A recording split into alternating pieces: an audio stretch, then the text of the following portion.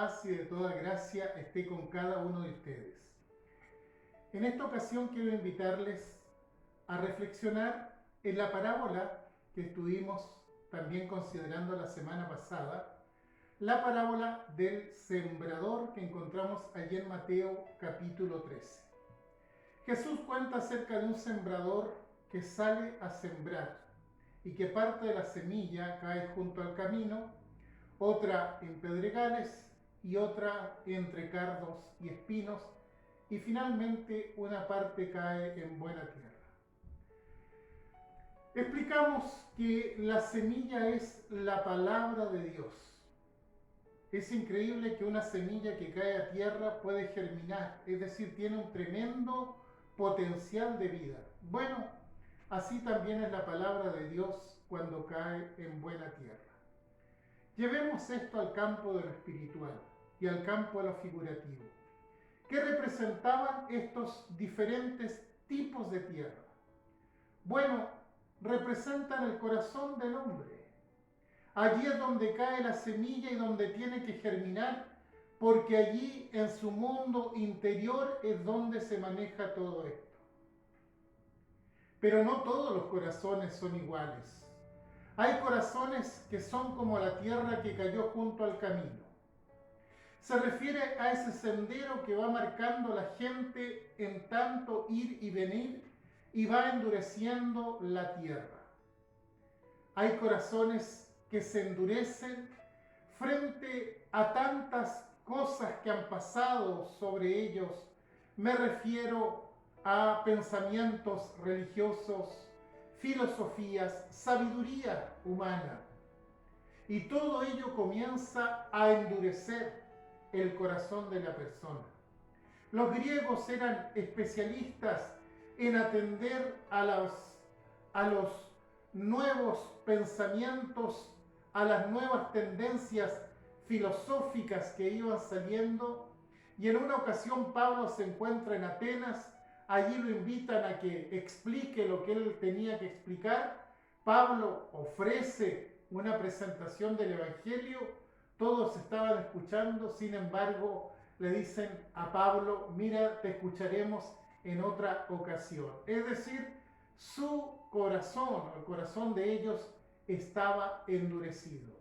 Tanto trajín, tanto pisotear de las diferentes ideologías que se presentan, finalmente la palabra de Dios no pudo penetrar en sus corazones. También tenemos la palabra que cayó entre piedras. Y allí en Israel el terreno eventualmente es muy pedregoso. Aunque tenga buena tierra, la misma piedra no permite que la semilla realmente pueda fructificar. Por lo tanto, hay que preparar el terreno. El terreno debe ser despedregado para que pueda haber una siembra que sea una siembra efectiva, una siembra abundante. Aquí cae la semilla entre las piedras, y la piedra quiere decir algo que está duro, algo que está petrificado. Significa que el corazón pierde la sensibilidad. Y cuando nosotros vemos las noticias, eventualmente por televisión o a través de la internet, uno queda pensando, asombrado, al ver cómo es posible que haya gente que se levanta contra otra persona, eventualmente su propia familia, eventualmente niños pequeños, y los mata a sangre fría. El corazón duro, como piedra, petrificado. Pero también tenemos que una parte cayó entre cardos y espinas. Y esos cardos y esas espinas representan el pecado. Representan el pecado en todas sus manifestaciones. El vicio, la injusticia, la venganza, el orgullo y todo lo demás. Cuando vino el pecado al hombre allí en el jardín del Edén al comienzo, Dios le dijo al hombre: ahora la tierra te dará, o en la tierra crecerá cardos y crecerá espinas. Y así es como muchos corazones eventualmente pueden estar receptivos, pero es tanto el pecado, tanto el vicio que termina por quitar la posibilidad de que verdaderamente se encuentren con la vida que ofrece la palabra de Dios. La pregunta que podemos hacernos es, ¿y si yo tengo un corazón como estos que se mencionan aquí? ¿Qué puedo hacer? Traiga su corazón a Cristo, tal cual está. Si el corazón está duro porque ha sido pisoteado por diferentes ideas, pensamientos, ideologías, el Señor puede meter el arado y puede traer sanidad a esa tierra, de tal manera que esa tierra pueda fructificar. Si el corazón está entre piedras, ha perdido su sensibilidad, Jesucristo puede quitar las piedras y puede poner una semilla que fructifique y que crezca eventualmente. Si el corazón está entre cardos y espinos, el Señor Jesucristo puede quitar toda maleza. El Señor es nuestro gran ayudador frente a estas circunstancias de la vida. Por lo tanto, no pensemos que no tenemos alguna posibilidad de salir victorioso de estas circunstancias. Basta solamente la fe y decirle: Señor, quiero que mi corazón pueda ser un campo fértil para que tu palabra pueda germinar, pueda crecer y pueda dar muchos frutos. El Señor les bendiga.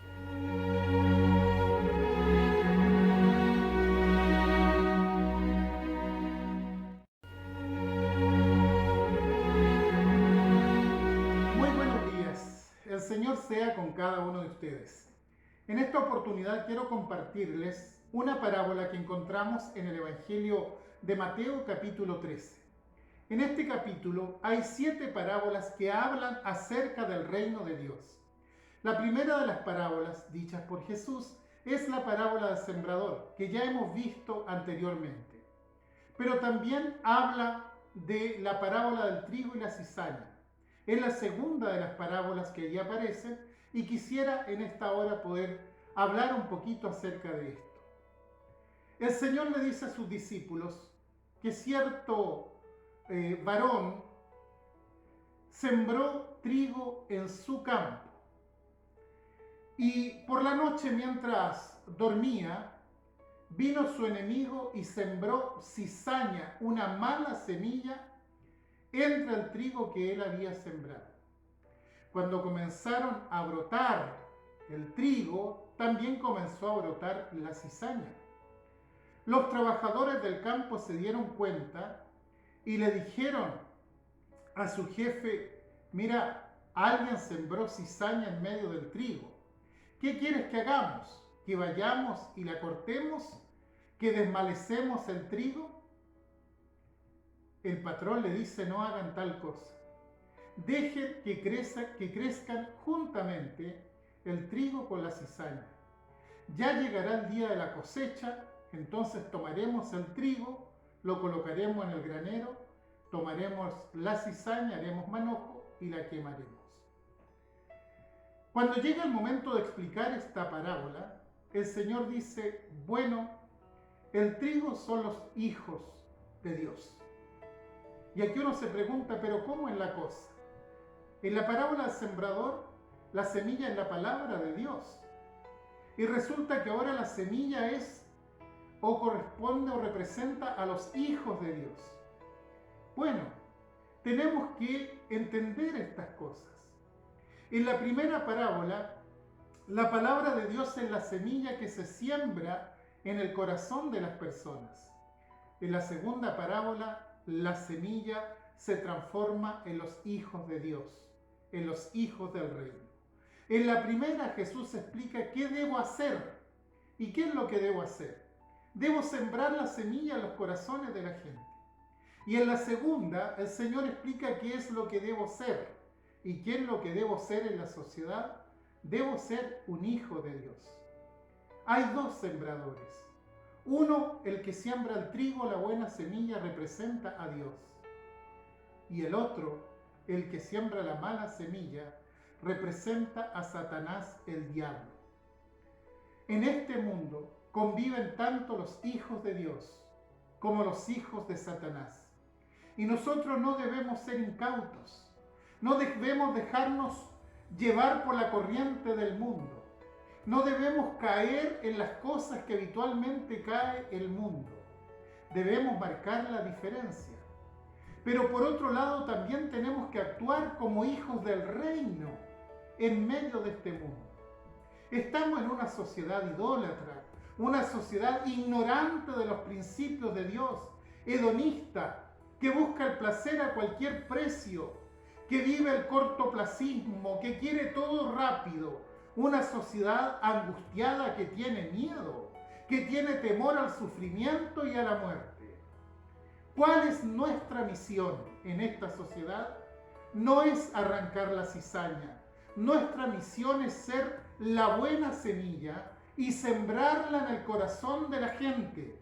Pero ¿cómo se hace esto?, dirá usted. Primeramente entendiendo que somos parte de la sociedad, que no estamos fuera de la sociedad. Y en segundo lugar, que no debemos participar de la decadencia moral y espiritual en la cual vive la sociedad el día de hoy. Tenemos que aprender a señalar lo que está bien y denunciar lo que no está bien. Tenemos que condenar lo que no tenemos que condenar y tenemos que dar razón de nuestra fe también. Como cristianos tenemos que predicar la reconciliación con Dios, la concordia entre hermanos, el compromiso que cada uno debe tener cuando confiesa su fe en Jesucristo. No olvidemos que en el mundo está sembrado el trigo y la cizaña. Están los hijos de Dios y los hijos del diablo. Y cada uno responde y tiene que responder a su alto mando. Nosotros tenemos nuestro alto mando, que es Dios, que es el Señor Jesucristo. Y tenemos que responderle a Él de lo que hacemos y de lo que decimos. Y los demás tendrán que responder a su alto mando, que es Satanás, aunque no lo admitan. Y en esta sociedad tenemos que interactuar los unos y los otros. Por eso tenemos que aprender a movernos cada día en medio de ella. Es una gran misión la que tenemos los hijos de Dios. Ser en esta sociedad la buena semilla y plantar todos los días en el corazón de la gente la palabra de Dios. Pero también tenemos que actuar como hijos de Dios, marcando la diferencia con ellos. Que el Señor les bendiga.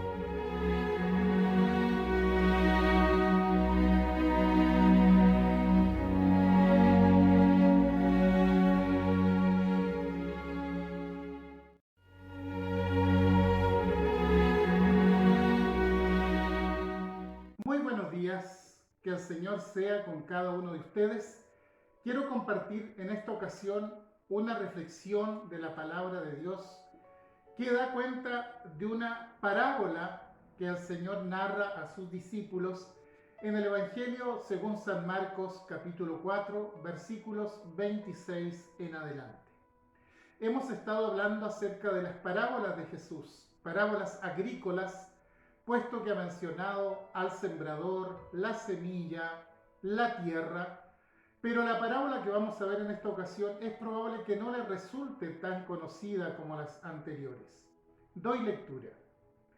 Decía además, así es el reino de Dios, como cuando un hombre echa semilla en la tierra, y duerme y se levanta de noche y de día, y la semilla brota y crece sin que él sepa cómo. Porque de suyo lleva fruto la tierra, primero hierba, luego espiga, después grano lleno en la espiga, y cuando el fruto está maduro, enseguida se mete la hoz, porque la siega ha llegado. Hasta ahí nada más.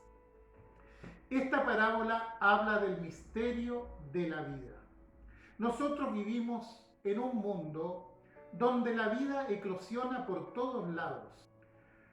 Allí en Génesis capítulo 1, hay 3 ocasiones que dice que Dios creó. En primer lugar, Dios creó la materia a partir de la inexistencia, a partir de la nada. En segundo lugar, modificó la materia inyectándole vida. Y en tercer lugar, creó al hombre, distinto a todo lo demás que había creado. Bueno, esta parábola habla del segundo milagro, la transformación de la materia en vida. El labrador toma la semilla, abre el surco y echa allí la semilla. Luego va a su casa, duerme tranquilo, sin tensión, sin estrés, esperando un milagro, el milagro de la vida. Él sabe que tiene que esperar a que se produzca esto. El único rol que él puede jugar en todo esto es sembrar la semilla. Si esto lo llevamos a la vida cristiana, tenemos también que el cristiano es el sembrador de la buena semilla, que es la palabra de Dios. Y eso es lo que podemos hacer. Tenemos que remitirnos únicamente a esto. No sabemos el misterio que hay dentro de la semilla, que luego va a estallar la vida, va a brotar, va a salir la planta, la espiga y finalmente el fruto. En los evangelios vemos el efecto que producía la palabra de Dios. Ya hemos señalado que la palabra de Dios representa la buena semilla. Y cuando el Señor Jesús hablaba, la gente quedaba impactada por las palabras que Él decía, no de una manera emocional, sino de una manera comprometida con lo que Él había dicho. Tenemos a María de Betania, que se sentaba a los pies de Jesús y ella escuchaba embelesada las enseñanzas de Jesús porque producían algo dentro de ella. Pedro en una ocasión le dijo a Jesús: tú tienes palabras de vida eterna. Es decir, una palabra diferente a cualquier humano. Por muy buena intención que tenga el ser humano, jamás podrá provocar en la otra persona lo que provoca la palabra de Dios. Cuando los discípulos camino de Emaús se encuentran con Jesús, después de haber estado con Él, se decían: ¿no ardía nuestro corazón cuando nos hablaba, cuando nos abría la Escritura? Cuando los enemigos de Jesús mandaron alguaciles para aprehender a Jesús, ellos llegaron y escucharon un rato lo que Jesús decía y luego volvieron sin Él, evidentemente. Y cuando le preguntaron, bueno, ¿por qué no lo trajeron? ¿Por qué volvieron con las manos vacías? Ellos respondieron diciendo: porque este hombre ha hablado como ningún otro hombre. Quiere decir que ellos estaban impactados por las palabras de Jesús. Jesús dijo en una ocasión: las palabras que yo os he hablado son espíritu y son vida. Nicodemo no comprendía esto porque él concebía las cosas desde su mente natural. Y Jesús le dice: mira, Nicodemo, lo que nace de la carne es carne, y lo que nace del espíritu es espíritu. Nosotros, como cristianos, somos comisionados a sembrar esa palabra, a sembrar el Evangelio de Cristo en los corazones de las personas, porque tenemos esa palabra y porque tenemos esa misión. Y sembramos sin ansiedades, sin preocupaciones, porque nosotros hacemos nuestra parte y Dios va a hacer la parte que le corresponde. A veces somos demasiado ansiosos, quisiéramos que la semilla germine inmediatamente, pero no. Nuestra tarea es sembrar y el crecimiento le corresponde a Dios. Como dijo Pablo: yo sembré, Apolo regó, pero el crecimiento lo da Dios. Esa misma palabra que en el principio dijo: sea la luz, y fue la luz, es la palabra que sembramos en los corazones y que transforma la vida de una persona convirtiéndola en una nueva criatura para la gloria de Dios.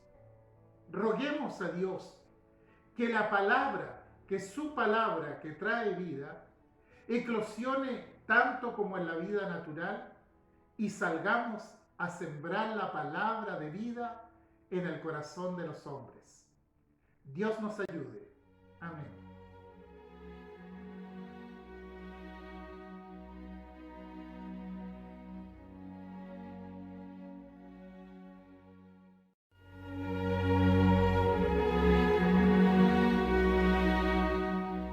Les saludo y les bendigo en la paz del Señor. Quisiera llamar su atención en esta oportunidad en el capítulo 40 del profeta Isaías, que comienza con las siguientes palabras: consuelen, consuelen a mi pueblo, háblenle cariñosamente a Jerusalén y díganle que su esclavitud ha terminado.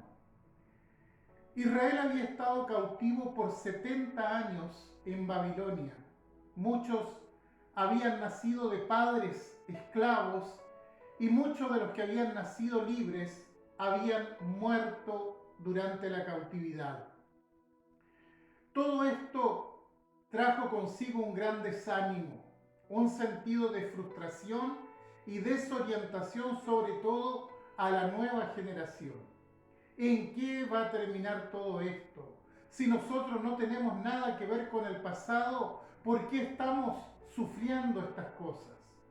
Ellos claramente necesitaban consuelo, pero no consuelo humano. El ser humano es limitado en su capacidad de consolación. Generalmente lo que hace en tal caso es incentivar la resignación, pero no puede modificar absolutamente nada. Pero Dios es diferente. Para Dios no existe la palabra resignación. Para Él la consolación significa esperanza.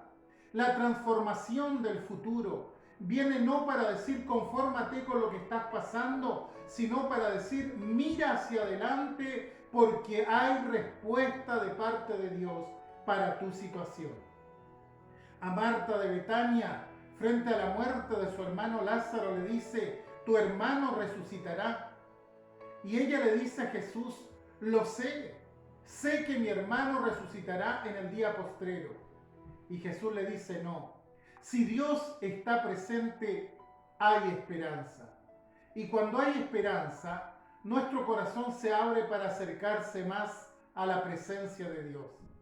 El mensaje de Dios está lleno de esperanza, lleno de ternura. Es un Dios que entiende nuestras debilidades, nuestras tristezas, nuestro desánimo, más que cualquier otra persona, incluso que nosotros mismos.